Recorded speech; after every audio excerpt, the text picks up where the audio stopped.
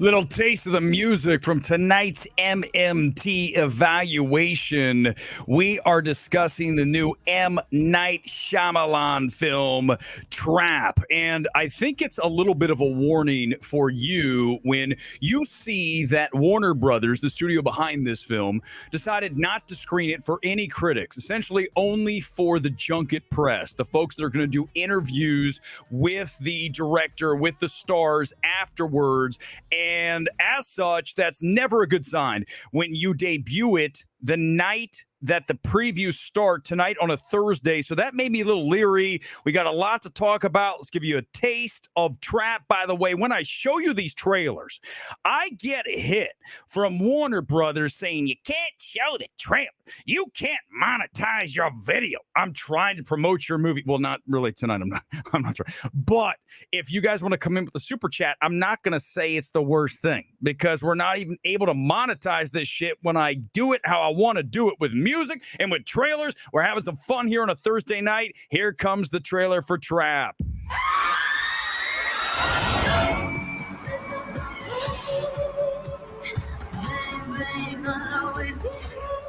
I gotta go to the bathroom. Okay, Dad.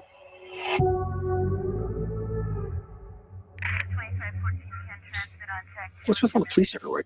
I'm not supposed to tell. You know the butcher? The freaking nut job that goes around chopping people up? The feds heard that he's gonna be here today. So they set up a trap for him. Pause. Okay, so guys, here's the problem right off the bat as we get started here tonight with the MMT evaluation of Trap. This is a film that you really can't watch a trailer for before you head in to see it because it gives away so much of the film. We see this happen from studios all the time. Universal's one of the worst. Here, Warner Brothers, they're like, we're going to give you 85-90% of the film and you're going to have to figure out the other 10. The problem is this film is a better film if I don't know that Josh Hartnett is the guy who is the butcher in this film, the serial killer they're trying to trap at the concert, okay? But as we get into this, you guys know what the film's about. I just basically laid it out for you. Josh Hartnett is the serial killer, and the feds set up a trap at a Taylor Swift-esque concert so they could nail this guy, and he's trying to get out of the building without getting caught. It's great to see Josh Hartnett back, okay? This is a guy, you go look at his IMDb page, and he hasn't been around. Oppenheimer was his return in like forever in a film. I mean, look at this. When we go through his discography, right? Well, that's music. His filmography. I do spend some time on Discogs. I told you guys I used to be a house DJ back in the early 90s, the raves. But look here. You look at a bunch of stuff that's television, movies you haven't seen. You have to go all the way back to 2000, what was it, 8? 30 Days of Night, that horror film, right? That dude, 2007. You're talking about 17 years? My God, right? Oppenheimer is, the first time we saw him. But okay, for the first time as a starring role, it's been 17 years. My God, where did he go? He just fell off the radar of Hollywood, but it's good to see him here. He is solid. I'm going to tell you, he's solid as the Ted Bundy BTK killer. And as I mentioned a lot of this film, I'm going to try to stay away from spoilers, but I am going to warn you guys something. I'm going to warn you that this film is a disaster on the back end. Okay. So it's going to be hard for me not to get into some of the things that are wrong with this film as we finish things up in that third act. But I'm going to mention that I do like one thing about this film that I can mention along with Josh Hartnett. He's playing a version of the BTK killer, right? A serial killer who had a family at home, has in this movie a daughter and a son, spends time at the concert with the daughter. That's a neat little thing that we can look at, right? A guy who's a monster but then lives a normal life, BTK.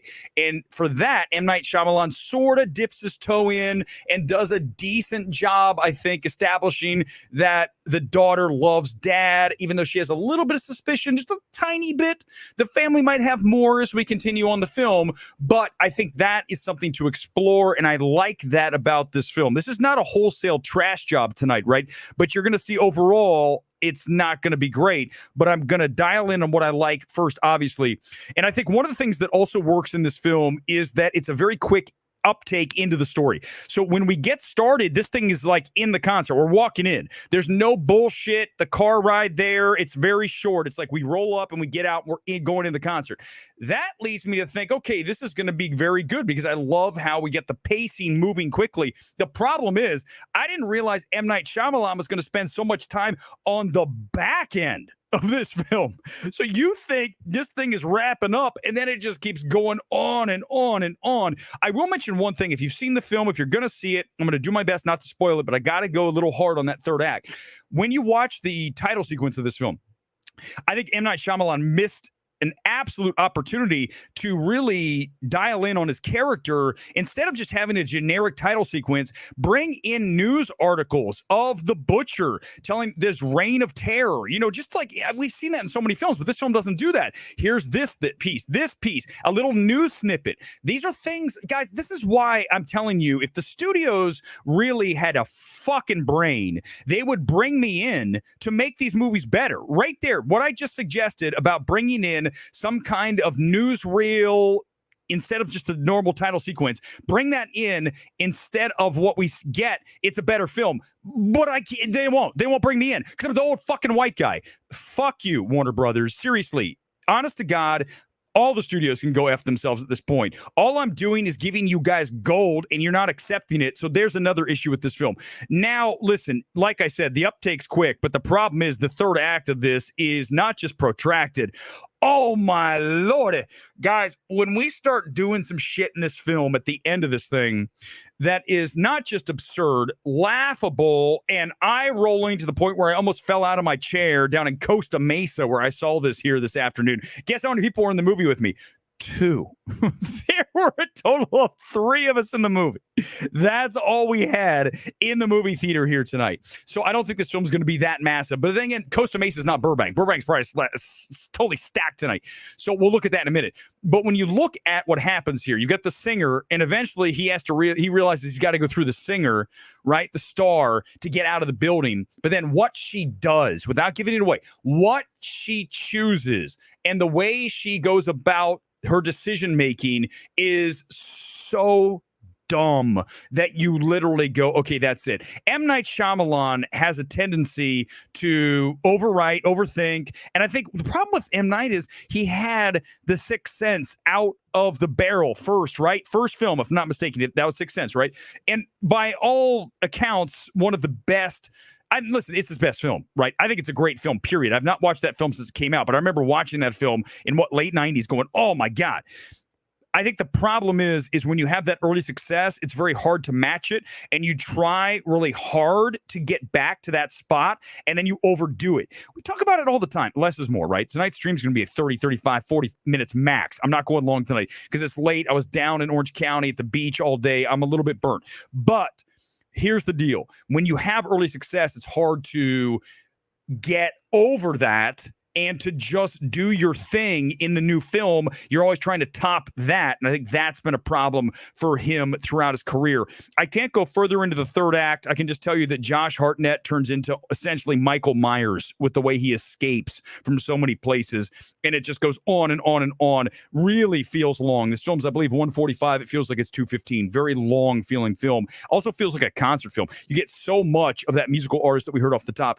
I don't know if that she is actually, I think she's an actress playing. I don't know who the hell the music's from. I didn't do the research. Sorry. It is what it is.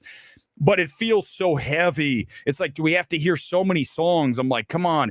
When we see Smile 2, I have a film we're not going to sit through half a concert or 45 minutes of a concert. I understand it's taking place in the concert, and he does an okay job getting out of it into the arena, but it still feels like a concert film.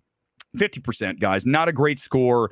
It is what it is. I mean, I'm not saying this film is unwatchable. I'm not saying it doesn't have some good things. I mentioned those. But when you get to that third act and you're doing what you're doing, you've lost me. You've done too much, and you have absolutely destroyed plausibility to the point where I have to just say I'm out, right? Shark Tank, I'm out. 50%. Not a great score. Not a great score. But listen, guys, it's August. What'd you expect? Listen, when we all of a sudden flip the calendar August, we end up with films that are not Fantastic. Why? Because kids are starting to go back to school. People are done with vacations. They're getting back to the real world. Football starting. We had the Hall of Fame game tonight. So all of that combines to really hamper movies and box office, as we now really have nothing major. You're looking at Alien, Romulus, and then you don't have anything until we get to Joker 2 as far as anything massive. Like, we're not getting another Deadpool Wolverine anytime soon. Joker 2 will be close. It will not touch that number, but it could see 150 depending on how great it is. I have a lot of trust in Todd Phillips, but you're not looking at much over the next several months. It's going to be tough here in MMT. We're going to have to drag critics. That's all we're going to do. We're not even going to talk about movies because they're not worth it. We're going to end up dragging critics. We're going to drag some here tonight again, as always. It's what we do. A comment here, Vault of the Future just saw it. Definitely entertaining. Josh Hartnett killed it. Third act kind of fell apart. Solid enough overall recommendation for me. You're a little higher than me, but you don't love the film. Again, you hit on the things that work and the things that don't work here. I think we're very fair, guys. Ultimately, when you watch MMT, we are in here objectively every single time. Doesn't matter what the film is. We're going to go in objectively and say, this works, this doesn't work, and here's the overall recommendation. And also, I think the thing that we bring that no one else brings, that very few, certainly not our guy we're going to drag tonight. They don't bring an accessibility factor to you. They bring their very niche mindset, even though I can go there, right? I talked about today, someone said in the comments, you don't like a lot of films. Like, well, listen, I love Deadpool Wolverine for what it is, but my number one film of the year is Handling the Undead, which is a film that is completely inaccessible for a lot of people because it's glacially paced and it's so absolutely bleak. I get it, but we can do both those things. That's what we do better than anybody, is I can view the film through who the audience is. I know Siskel and Ebert said, don't do that. I do that. And let me tell you why, because I understand what a film is and what it's made for and what the intention of it is. So for what it is, Trap is not the worst possible version. There's definitely a better version of this film in here. He overwrites the end. The end is absolutely absurd. So it is. Rob, Trap's so stupid. It had some of the most ridiculous situations that were laughable. The third act, complete mess. I like Hartnett, but man, this is one of M. Night's misses. And let's go to box office on M. Night Shyamalan. As I look here, his number one film is The Sixth Sense. No surprise, 672.8 Signs. His top two films, best films, 408.2 million worldwide. Remember, that's in 1999 Sixth Sense, and 2002 money for Signs. That's over $1 billion now. I mean, guys, with inflation, 1999 money, I don't have the inflation calculator in front of me, but trust me, it's over $1 billion, way over $1 billion. Last Airbender made them $319 million in 2010. Stuart Little, he's a screenwriter. Director, Split, 278 worldwide. Village, 257.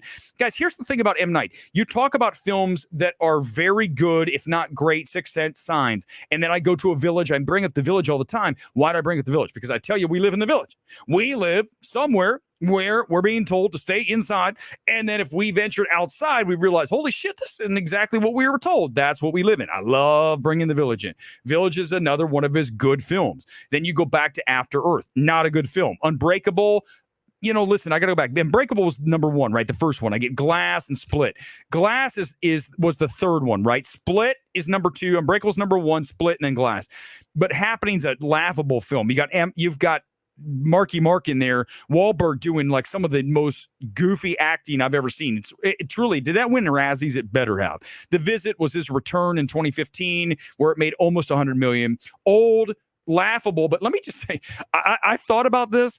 The more I think about Old, I'm not going to get into it here tonight, but I want you guys to think about this. Put this in your back, in the recess of your mind. Old was a documentary. That's all I'm going to say. That's all I'm going to say. That's all I'm going to say. But you guys are seeing the same movie. It's really not a surprise. I mean, it's right there for you. And I think, again, fair evaluation here tonight. Any other comments? Bring them in. Another last act collapser like Maxine. Animotion, the difference is I had no expectations for this film. They were very low. So going in, knowing they didn't screen it for anybody really before today, that was always going to be a big problem. That's a red flag, right? Major. So there was your issue.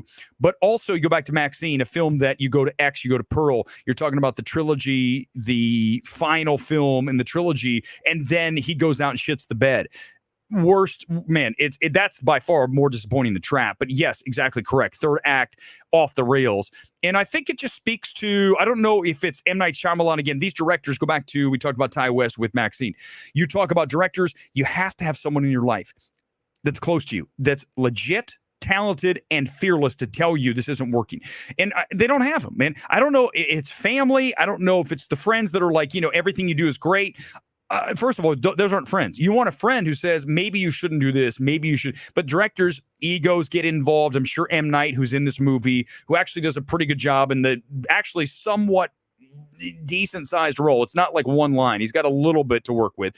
But it's not bad. But as a guy who doesn't usually vibe with M. Night, I actually dug this one for the most part. Goes a bit long, undercooked whimper, but it's 2/3 of a fun cat and mouse. The problem is, though, listen, I'm not totally disagreeing with you, Sully. The problem is the trailer really gives so much of this film away, and that's disappointing. I know that's not M. Night's fault necessarily, unless he said go ahead and run with it. But Warner Brothers, Universal, typically on these things, they just give you too much. And I wish I had never seen a trailer. Now that I go to so many movies at AMC versus critic screens, because it's so much easier for me to go down the street, I see trailers and I try to avoid as many as possible. But eventually I'm going to come across Trap and watch it and I go, what the hell, right? It's just like, yeah. Okay, guys, here we go. I only want to go short tonight. It's only going to be about 30 minutes. I have to hammer somebody here tonight because we didn't really hammer a film. We didn't really destroy a film. So, I have to have a stream. I've got to go all in on somebody. We're going to do that. Film critics are no fun. We know that.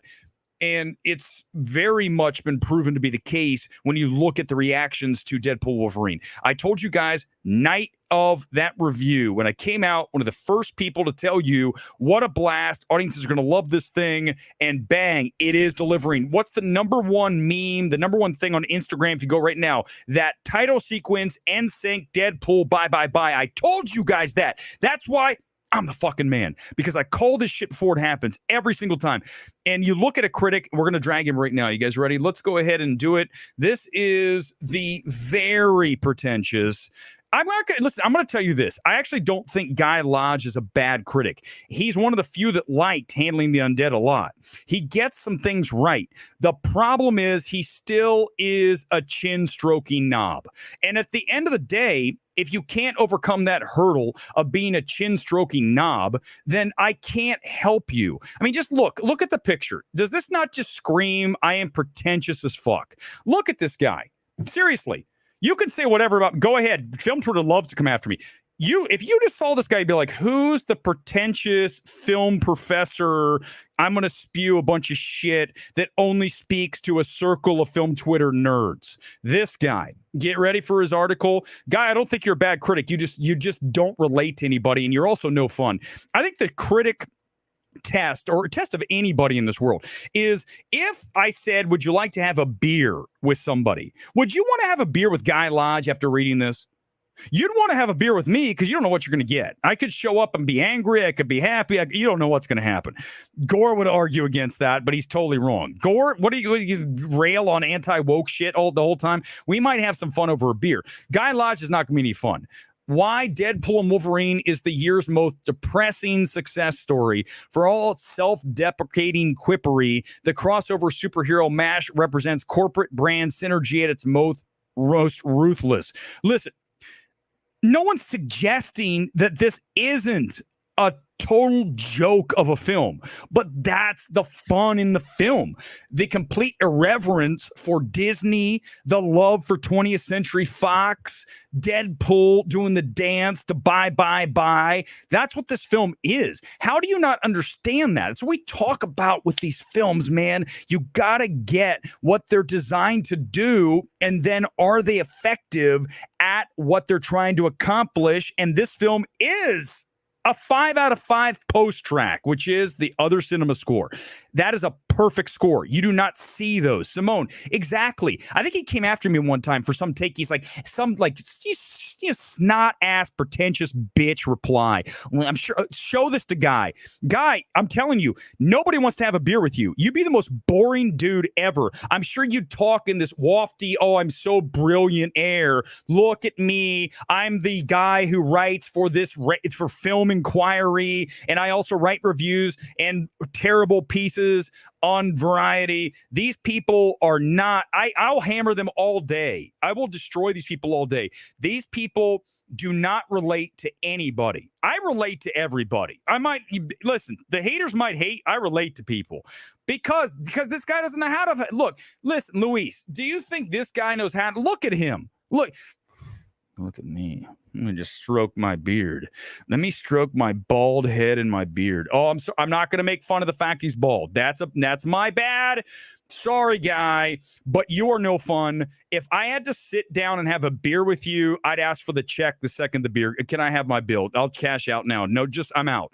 I'm going to roll out. I don't need to even sit here for another second with this guy because all he's doing is bloviating for literally a half an hour straight, which some would argue me of doing, but at least this show's entertaining from time to time. Can you imagine this guy listening to him on a podcast? Well, why do people, they had too much fun watching Deadpool and Wolverine. It's corporate synergy. It's the worst kind of thing ever. It's the most, oh my God, I can't even, some of this shit is just, who is it written for? Variety fail. This is a fail by you for having this. A few comments, we're out of here. Luis, it's again, listen, man, you're not going to get it from these guys. These people are no fun. And everybody who hammered Deadpool Wolverine, yes, I'm going to use that as benchmark to say you are unreliable. You are, and you've seen the film. You know what I'm right. And yet here we are again. I'm not going to do it. That's it. We're going to talk about some other things. We'll get out of here. Everything else is on Sunday. I'm not doing anything else here tonight. Guy Lodge knee-jerk praises the obscure and slams the popular, try to come off. Yep, exactly. Emotion. But that's what I'm saying. That's pretentious, right? That's speaking to film Twitter. That's who this guy is. The difference between Guy Lodge and me, first of all, he's not more talented than me at evaluating film. Not even close. No chance. Sorry, Guy. You show this to you. I promise you. Because you don't relate to anybody. So instantly I've got you there. But here's the deal. He's not terrible. He liked handling the undead. I loved it. Here's the reality. Is that I can dip my toe in that and then turn around and like Deadpool Wolverine. You can't do that. You have no range. Your range is right here. It is fucking in a cube. You can't even get out of the box. That's the problem with these people. They don't know how to break out because they're afraid someone will accuse them of not being the pretentious chin-stroking knob that Guy Lodge is. So there it is. All right. Box up prediction. Let's do it. Let's do a quick one. That's a good one. Thank you. And then we're out of here tonight. It's a short one tonight. And we are going to roll because I'm back in here on Sunday. Things are going to slow down. We'll do a quick Thursday and a longer Sunday, I think. And of course, the box office show on the Sunday morning. But the rest of this is going to be pretty chill because I think that at this point, we are going to end up with a lot of things that are just not that appetizing because we're in August. And that's what's going to happen. Let's go ahead and look at some sales here. I've not looked at any of these sales for Burbank. Let's do it now. Let's hit Trap. This is late. It's at 9:45 because we're out late tonight. So that's, let's see. This is for tomorrow. Let's see if I can get something for tonight. Is there anything left tonight? There's a 9:45 here. Regular screen looks pretty good. Again, this is Burbank, so hello. What doesn't look good? Let's check the 10:15 later. It's a horror film. It should have not so great. Let's go and see. Universal has it at 9:50. That looks pretty good. Let's try the 10:15. Give me 1 second. Here's the 10:10. That's good. It's a tiny screen. Good Lord, was that 50 seats or less? All right, here's my number. I'm going to put it in here. They are saying 15 to 20. I think the way things are going right now, it's M. Night Shyamalan. It's a horror film. I'm going to take it at 21. It's also PG-13. PG-13 allows you to have more audience, right? It's not scary. This film is 0% scary. Okay, you can take little kids. There's nothing scary in it. Nothing. I mean, that's the thing. If this were an R-rated gonzo violent film, I definitely would like it more. That's the other thing. It's a hold back, right? It's sanitized. I don't want that. I want to watch, as much as I don't like Terrifier, I appreciate Terrifier for going completely out of control. This film is not that. This film is buttoned up, and it's not a great film. It's also not terrible, but it's also not a great film. Mark, yeah, this August looks really bad. Borderlands won't excite anyone, that's for sure. I have no... You already saw it, Mark? I don't even want to see this movie. I looked at the trailer, and I'm like, I don't want to watch this. Let me just do that real quickly. The domestic release schedule, we'll do that, and we'll check and see what this looks like. It's bad, guys. It's going to get... I'm telling you guys, we're in trouble. Theaters are in trouble. Because this is going to, Deadpool Wolverine should do pretty good numbers again this weekend. Let's say it's down 60%. That's still over 75 million by my math. So we should be, it's still going to kill it. It's at almost 600 million worldwide already. Let's look at Cuckoo is out, I think, wide next week. A film I don't hate. I like it more than Trap. I give it, a 7.5. I mean, it's got some issues, not scary, but it's a better film than this. Borderlands is after that. I really don't care about that movie. I feel like it's in development forever, right? Isn't it a video game? I mean, that doesn't sound good. And then we got Alien Romulus. That's the last big film. And then we've got, My Penguin Friend. And what, God, is there any Horizon Chapter 2, which got pushed? Oh, I'll go off on that Sunday. I'm going to go off on it debuting at Venice. Talk about a total fraud. I mean, what is going on with that? Blink Twice, that's dead film. The Crow, not doing anything. Guys, we're dead. We're dead. Movies are going to die for a while. Again, no one's going to be talking about movies, nor should they. Guys, look at this. We have nothing. The rest of August is absolutely bleak. Mark's 100% correct. And then we go to, let me do September real quick, and then I'll do, then I know what October is Joker, so we're good there. But looking at September, we've got nothing. Oh, Beetlejuice, who cares? I don't even care. I mean, listen, I'm a Gen Xer and I don't care about Beetlejuice. So maybe some of you do, not going to be huge. It'll do okay, nothing big. Speak No Evil, that's not a huge hit. That's not going anywhere. It's a small $10 million film if we're lucky.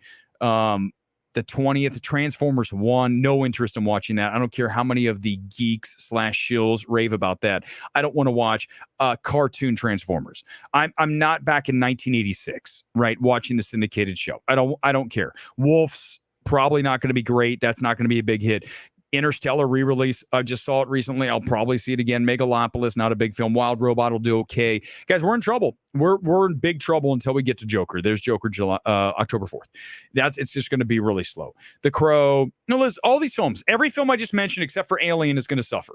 They're not going to. None of these films are going to be big. I don't think any of them get above 20. Not one. Alien will. Alien should pop 50, maybe higher, because remember, this weekend's going to go down. Deadpool, Wolverine. This film, Trap, will do maybe 20, like I said, 21.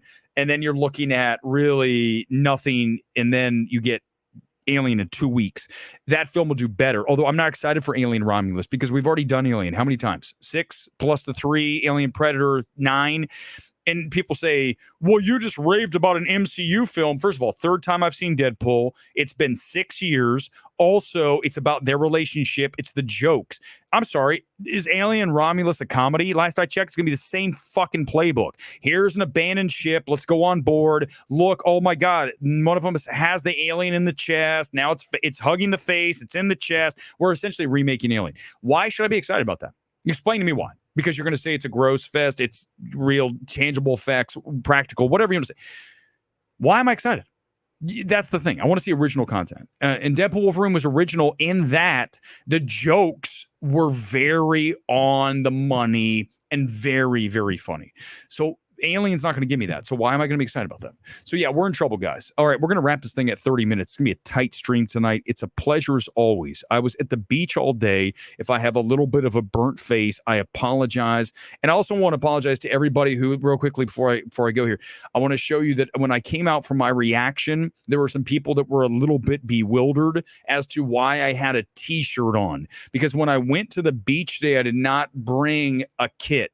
So tonight I put on Atlas because right now we have the Leagues Cup going on, MLS and Liga MX. So I figured I'd rep with one of those teams. Plus, you get the red for Trap. But yes, I had a t-shirt on. I apologize to everybody who I offended with this. And you can see that's my general reaction to Trap.